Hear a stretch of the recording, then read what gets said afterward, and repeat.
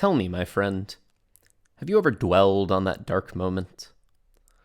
Dwelled on what may have come to pass if the life which was lost was spared instead? Hi guys, and welcome to a Hector Lecture Guide to the Dragonsong's Reprise Ultimate. This is Phase 5, Dark Thordan Phase. This video is going to be the fifth in a series of videos breaking down the entirety of this very long and complicated fight, so if you haven't watched my previous videos, I recommend going back and giving those a look at first to understand some of the things I'll be explaining in this phase. This guide will presume that you are fully familiar with everything from the original Thordan phase in this fight. Everything that is brand new, though, will be explained. As the fight begins, the boss is going to immediately cast Incarnation, just tethering them to these dragons and taking in their power, using them for future mechanics. You're also going to see Dragon's Eye, which is another non-mechanic. It just means that in the future, the eye that appears, the giant dragon eye, will also perform a gaze attack at the same time as Thordan. No different than what we saw in the original phase, though. Now, there are a bunch of new mechanics that, I say new, but for anybody who's done the Unending Coil of Bahamut, or UCoB, these should look really familiar. I want to break these down for anybody who's not familiar with these fights, because they're going to get mixed in with a lot of Thordan mechanics, and it's easier to talk about them one-on-one. First off is Twisting Dive. This brings back my favorite mechanic from UCoB, Twisters. Essentially, one of the dragons will cast Twisting Dive, and when the cast bar finishes, they're going to perform a dive. Now, something that's different from how this worked in UCoB, for those familiar with it, the timing is slightly different. The animation seems to be the trigger for when the twister appears, not the cast bar, so the move timing is slightly different from how it was in UCoB. The boss dashes across, and then these twisters are left behind. They're very tiny, but they're left over every single player as opposed to just a handful like was in UCoB. And just to show you what happens if somebody, say, does not move or moves late or happens to walk into another player's twister, like main tank's going to do here, they explode, they instantly die, and there's a knockback that will send any nearby players flying to their certain death as well. So whenever you see Twisting Dive cast, you just need to make sure when the animation is going off, you are moving and not towards where any other player is, or was, sorry. Another mechanic that we're going to see returning are dive bombs. When you see this marker here above your head, that means that a dragon on the edge of the arena is going to start preparing a line AoE towards where you are, but you get to choose where that is. So if you move to the edge of the arena, when the marker disappears, the dive bomb is locked in place. The dragon will start casting Cauterize and turn to face you, and you now have plenty of time to get away from there so that you're not hit in the very large line AoE that's targeted by it. Another returning mechanic that we're going to get is the Thunderstruck debuff. When players are targeted with these, it just means when the debuff runs out, they explode in a very small point-blank AoE, so don't be stood near anyone else when the debuff timer runs out. If you accidentally clip somebody with this, they are likely to take lethal damage, and if they somehow survive, they're left with a paralysis that is incredibly irritating. We also get the return of Doom. Players that are targeted with Doom are both going to see the debuff next to their name, and they're going to see these symbols and this sort of design around them. You will die if you don't cleanse your Doom. So to cleanse your Doom, you need to look for Doom Cleanse puddles. They start as a very large puddle, but they are completely useless at this point. You need to wait for them to explode to reveal a smaller Doom Cleanse puddle. Now, by walking into this, the player will remove their Doom debuff. Be aware that another player could accidentally walk into that Doom Cleanse puddle and steal it, so do not walk into it unless you need to cleanse your Doom. Now, let's break down the actual mechanics from this fight. Make sure that the main tank is facing the boss away from the party, because they are going to be receiving the same cleaving auto attacks as in the first Thordan phase. Very shortly in, though, you're going to get Wrath of the Heavens cast. This is the first major trio mechanic in this phase. And Thordan's going to call a combination of knights and dragons to his side, and they're going to help out to perform all the mechanics in this phase. So when they jump away, you want to have the whole party roughly middle. A bunch of dragons and knights land, and you want to immediately identify the dragon surrounded with two knights on either side of him. Over on the west side of the screen is what you see them, where you see them right now. That dragon is going to start casting Twisting Dive, meaning you cannot be in a line with where that dragon is currently aiming, which is straight through the middle. The two knights are going to tether to two random players. Unlike other tethers, you cannot steal these tethers off. These are just stuck on the players. Those players just need to go directly opposite their knight to stretch the tether very far. Finally, one player is going to get targeted with a jump. We're just going to have the jump player go away from the rest of the group. So if we treat where the Twisting Dive Dragon is as our relative north, all of the non-jump players are going to go right, and the player with the jump is going to go left and hug quite far up in the north so that they don't clip the players that are taking the tethers. So it looks a little something like this. You can see that the jump player is not quite on the intercardinal. There are a couple of crystals in, about 2 or 3 is a good shape there. Similarly, the players with the tethers are not on the intercardinals. They're about 5 crystals away from their intercardinal is the perfect place to stretch this. And everybody else is spread out just roughly because it's a twisting dive, and being spread out makes it a little bit easier to not accidentally drop twisters on each other. Now, as soon as the cast bar finishes for Twisting Dive, that is the timing where the animations are going to go off, all the dashes come off, and when you watch the animation is when you're going to move, but there's a couple of things that happen just before then that you should try your best to take notice of now. First, 2 knights drop down, and the one you need to focus on is the warrior. That's going to be the safe spot for the next combo of mechanics, so spotting where that warrior is early helps. 2 players are going to get their Thunderstruck debuffs. They just need to note that down because when we're in the safe spot, they're going to go away from the rest of the group. And finally, 1 player is going to get a dive bomb marker. They're going to immediately move opposite where the warrior is. So the warrior is at D, they're going to go all the way to the edge at B. But before all that happens, watch the twisting dive animation go on and just move forward to not stand in your twister. Now that that's happened, we're going to spread out because we're about to get hit with sort of Protean wave style cleaves from the middle. But main tank who has that dive bomb marker needs to immediately go to their spot. And we're going to do one other thing. R2, who was the other player with a tether, they're going to cross over opposite all of the players who haven't had a mechanic yet. This is done deliberately to help spread out future mechanics, so I recommend always having your tether players on the same side as your jump player, opposite all of the players who haven't done anything yet. Thordan casts Ascalon's Mercy revealed. This is just like those baited cleaves from the first Thordan phase, but instead of being baited, this time they just hit you. So it's just a spread, you can't be overlapped. And right about the time this hits is when the dive bomb marker disappears, so it's really important that your dive bomb player is already opposite the warrior, baiting all those dive bombs that side. You'll see that the dragons on either side rotate and aim their cauterize there, away from the warrior, which is what you want. The warrior is going to start to cast Empty Dimension. That's that in mechanic, so it's just a donut everybody needs to get inside of. But before everybody hurries over there, 2 players are going to get targeted with sorted baited AoEs. One of them is going to get a Hellfire puddle underneath them from one of the dragons. The other one gets an Altar Flare from one of the mages. Now, these are somewhat random in who's targeted, but at the same time, they're not. In fact, the way we've spread is deliberately designed to spread these out. So the Hellfire is always going to go on to one of the 4 players who did not have a mechanic yet. In this case, M1. And the Altar Flare is always going to go on to one of the players who has had a mechanic yet. In this case, off tank.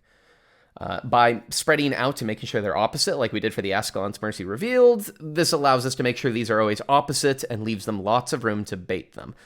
Everybody else who doesn't have one can hurry over towards the donut, ready to be in positions for when that goes off. These players need to deal with their baits, though, and they work slightly differently. The Hellfire are actually going to come as a set of 5, and if you linger in any of them, if you stay in it too long, you get yourself a dot that will instantly kill you.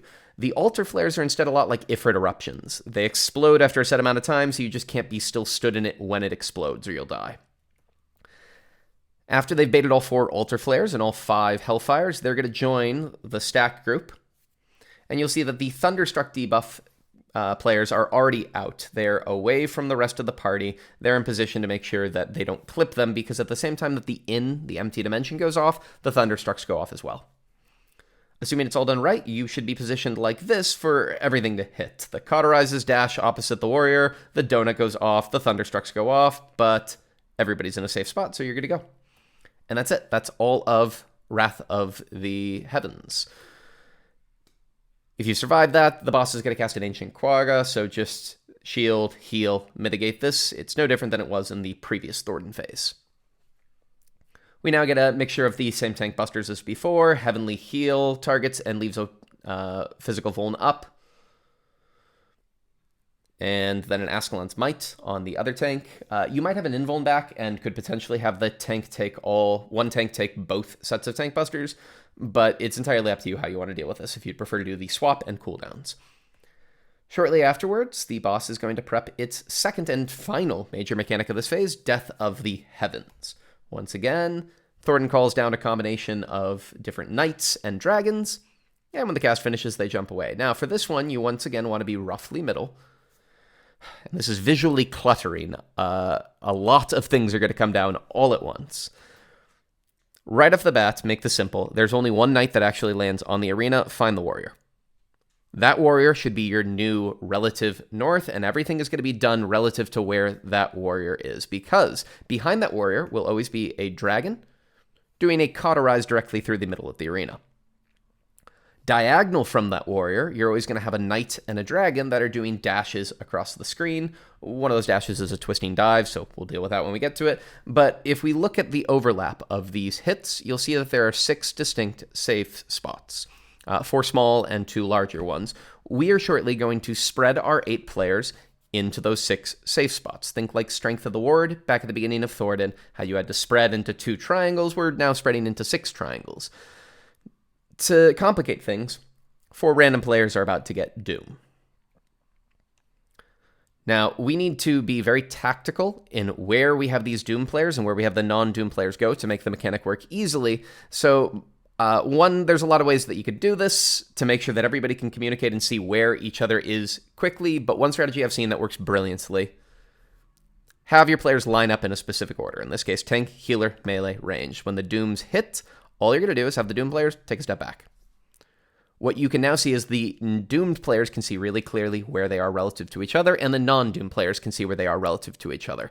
If we remember those 6 safe spots, we now can spread to them, with 1 player going to each of the small safe spots, and 2 players going to each of the larger safe spots. For the non-Doom players, it'll always look like this. The 2 on the edge go to the edge safe spots, while the 2 in the middle go to the north safe spots.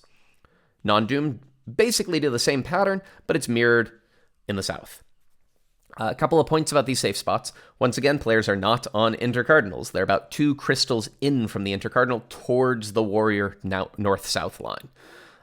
Secondly, it's deliberate to have the Doomed players on the inside for those larger safe spots, and if you want to find the right place to stand, use the big ring in the middle, the thick, darker ring, as a nice guide as to where is far enough away that you won't kill the player spread from, but also not going to get clipped by the dives. Now, you're going to see that Heavy Impact is being prepped. Just to show you the cast bars, there's like 6 different things being cast right here, but the only thing to note is that Heavy Impact, the Earthen Wave attack, goes off before the rest of the mechanics. So when that cast finishes, that's the first hit. Don't move yet. Everybody else's cast is going to go off at the same time as the second Earthen Wave, and it's a lot of things at once. All the dives go off. Everybody's targeted by a spread from Thordan. You get yourself a twister that everybody needs to move from, and you also get some Doom Cleanse puddles appearing on all of the non-Doomed players. Now, I'm freezing time right here because as that animation was going off, that's when you needed to move to not get killed by twisters, but I want to show exactly where everybody is moving towards and explain the reasoning for this. So the 4 players that are nearest to the warrior are going to move like this to move directly into the second Earthen Wave. That's how they're going to dodge their twister. That's also how they're going to dodge the earth attack. The other 4 players are instead going to set themselves up to get into the third Earthen Wave. If you look at them there.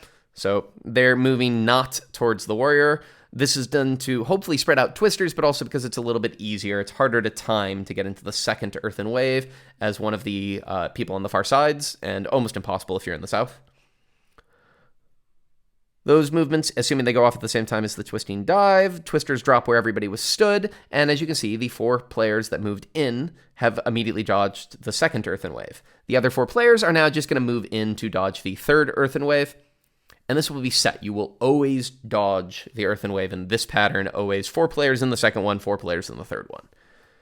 If you do all that correctly, the twisters disappear, and we've got some time to be able to figure out what's going on. If everybody gathers into the middle, if you look at how the players are oriented right now, this is just where they were previously, but inside. This will not work for the knockback we're about to get. What we need to do is we need to have each of those Doom players get knocked towards one of the Doom Cleanse puddles, and we can do this really simply. We're just going to have the players in the south swap to the north, and the players on the inside sides go to the outside, the same side they're already on. Looks like this. Now, those Doom players are locked in place where they're getting knocked to. That is the direction they're going to. But a bunch of other mechanics go off at the same time. We're going to get the gaze attacks. So if you've not found where Thordan and the Eye are now is a great time to be able to look at where they are. They've been on the screen for ages, but you might have been too busy to have spotted their location until now. We're also getting the knockback from the warrior in the middle. That's Faith Unmoving. And finally, there's a mage that I've not shown on the screen because it's just visual clutter, but that mage is casting Heaven's Flame, which if you remember back from the very first phase, before the checkpoint in this fight, Heaven's Flame was a spread mechanic. And if you remember what that spread mechanic came with, yep, they're back. PlayStation chains. Now, unlike the first time we saw this, these chains are not assigned by tank, healer, DPS. Instead, they're assigned by Doom and non-Doom.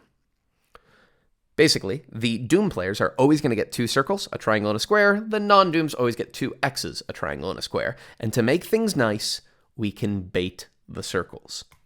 The 2 players on the sides will always make sure they're further away from the middle than the rest of the party. That guarantees them the circles. The other 2 Doom players, which have triangle and square, don't move. They stay right where they are, they're locked in place, and they're used to allow the non-Doom players to adjust opposite them. Non-Doom players have all the responsibility for adjusting here. The triangle and the square go opposite their partner. For X's, one person just has to either call or be pre-agreed to be the person who adjusts to the north. If done fully correctly, it should look like this. All of the players are opposite. The Dooms are getting knocked back towards their puddles. And it should all work lovely as long as you are far enough into the middle. Stretching these chains far enough is very tight distance-wise, so if you are not properly in the middle, there is not enough room for you to be able to stretch your chains, and you will die from the chains. Make sure now, as the chains disappear, that you've picked where you're going to look away. Both of these would work depending on where you're stood, but pick where is going to be the right position for you to look away, and then wait for the knockback to hit.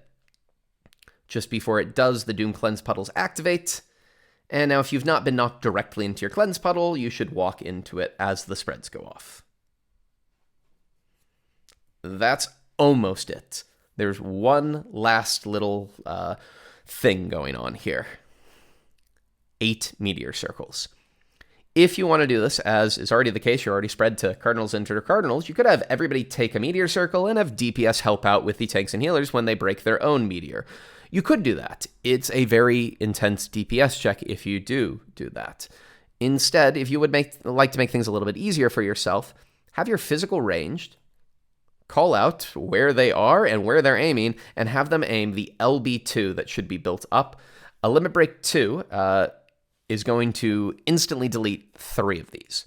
You could do this with a caster. It's a little bit easier to aim, but it has 2 seconds extra animation lock, which is why physical ranged is the preferred option.